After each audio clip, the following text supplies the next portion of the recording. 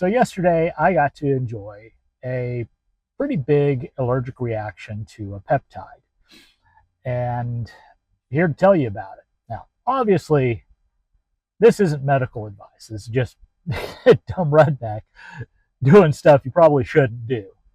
And I want to tell you about it so you can make informed choices. This is stuff that I don't think any doctor would really go into and be able to tell you about because they might be smart enough not to do this. Anyway, the story goes like this from the beginning. Back in June, I started doing SS31.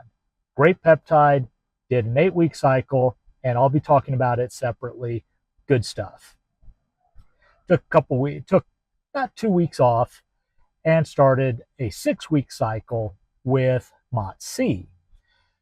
And the idea was to do 10 milligrams a week.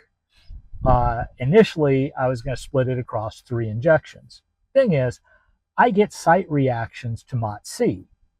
This is an important thing that, in my mind, I'm kind of thinking about now.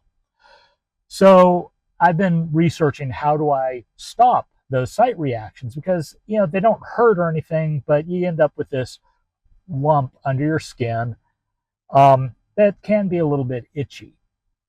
And so, that's not good. And by the way, I believe this is one of the reasons why they stopped the clinical trials on MOTS-c was the site reactions. So anyway, moving on. I figured out I was about to go intramuscular with it because a lot of people say that's a way to get around the site reactions. But before I did that, because doing intramuscular shots is kind of a step above what I'm used to doing with just subcutaneous, I'm willing to try it, but I was like, let's try something else. So what we did was I get my MOTS-c in a 10 milligram vial, and usually I reconstitute it with 2 milliliters of bacteriostatic water. And the bacteriostatic water is not responsible for the site reactions. I use bacteriostatic water with BPC-157, rutatrutide, Selanthus max, DSIP, all the stuff I use, all of it gets reconstituted with bacteriostatic water. That's just what we do here in America. Apparently in Europe, they just use straight up sterile water, which is kind of mind-blowing. But regardless, we use bacteriostatic water. Instead of doing 2 milliliters of bacteriostatic water, I did 4. To do that, because your peptide typically comes in a 3 milliliter vial. So what I have is 6 milliliter vials that I will put 2 milliliters of bacteriostatic water into the vial with the peptide, reconstitute it, get it all clean. Once everything's been reconstituted, there's no particulates left, it's nice and clear. We then transfer that into the 6 milliliter vial, and we add another 2 milliliters of bacteriostatic water. So now we've got 10 milligrams of peptide in 4 milliliters of bacteriostatic water. In order for me to get a 5 milligram shot, I have to use 2 1 milliliter syringes, or 200 units of whatever. So I have 1 milliliter syringes. They say 100 units on them. So I loaded up 2 of them Monday morning, let it come up to room temperature like everybody says to do, and then I jabbed it. And that went fine, no problem, usual stuff. As a matter of fact, the ironic bit is I don't have side reactions. Oh God. About 5 to 10 minutes later, I noticed my lips were kind of tingly. Like, oh, that's interesting. So we're on our way to the gym because, based on everything I've read, take it and then go have an intense workout to really get the full benefit of the MOTS-c. So we jump in the truck. My lips are kind of tingly. It's no big deal. I'm like, yeah, all right, no big deal. Into the truck, we take off. Oh, by the way, because I knew about the site reactions, I'll take a Zyrtec or take some Benadryl ahead of doing the shot to try to help minimize it.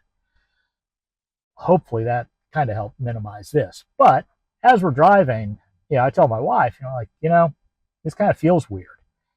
And we're at a stoplight waiting to turn. And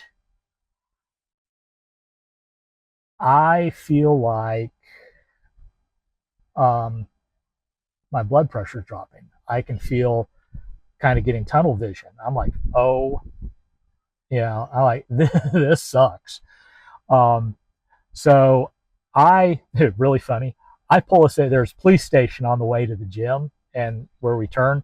So I turned into the parking lot of the police station and said, "Hey, you're going to drive, and you might be taking me to Rapid Med." At that point, I was like, "This is bullshit. I may need an EpiPen." Didn't know how far I was going to go. So we swap, and she's driving, and we're riding along, and like my tongue now is this is freaking me out. And then it starts backing off. Oh, and my chest. That is one of the things. I don't know the right way to describe it, but it was like, have you ever had a burp that wouldn't come out? It's like, ugh, and swallowing was a little difficult. I mean, if you're a doctor and you're listening to this, you're like, you stupid. But, statistically, it's going to happen. So we're on our way, but everything starts backing off. Blood pressure starts coming up. Probably the whole sequence ran 10 minutes, maybe 15 at most, for the drop in blood pressure and everything else. So by the time we got to the point where, we're crossing the bridge for Lake Louisville, I was like, you know what? We're okay. Let's just go on to the gym and see, we'll be okay. So we got here to the gym, and we had the workout because part of and personally, again, this is not medical advice.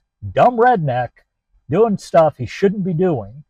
Any doctor, quite welcome, slap upside the head. What the hell? And more on that in a second. So anyway, get to the gym, and in my mind, I'm like, look, move, get the heart rate up, get everything going, burn this stuff off, get it out of your system as fast as you can. So had a workout, and what's funny is the type of workout, the Monday workout we had programmed is one that I blow off. They're just, no offense to David, the head coach who put it together. They're better workouts than they look, but they're not workouts that I'm wild about. Did it though, and what's funny is because I was fighting through all of that, the workout was probably 10 times harder than it would have been otherwise. Anyway, got home and did that, got home, and rest of the day I was fine, and I'm fine today. I will not be doing any more MOTS-c. The rest of the experiment with MOTS-c, we're done. Is it the MOTS-c itself? Is it that was a bad vial, a bad batch? Did I screw up reconstituting? Because as you're transferring stuff, did I somehow contaminate the peptide? I don't know. I don't know any of that. So at this point, I'm not injecting any more MOTS-c. We're done with. I'm not going to use it. I got the site reactions. Kind of my thinking is right now, those site reactions were a warning telling me cut it out, and me hacking away around them. Instead of having a local reaction, I got a systemic reaction. Full body, hello, don't do that no more. God kind of coming down, tapping me on the shoulder saying, that's not for you. So next move is I'm going to make an appointment with my peptide doctor, have a chat with him. And if we determine that it's probably not the MOTS-c, work with him.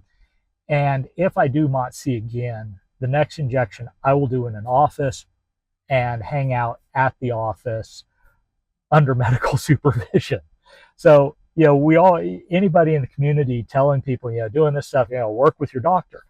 This is a great example why you talk to your doctor about what you're doing. And I'll tell you, I have kind of played fast and loose with that. Although this was, third week I've been using it. Yes, I get the site reactions. Maybe a doctor would have told me, hey, let's stop that. Let's find something else for you to do.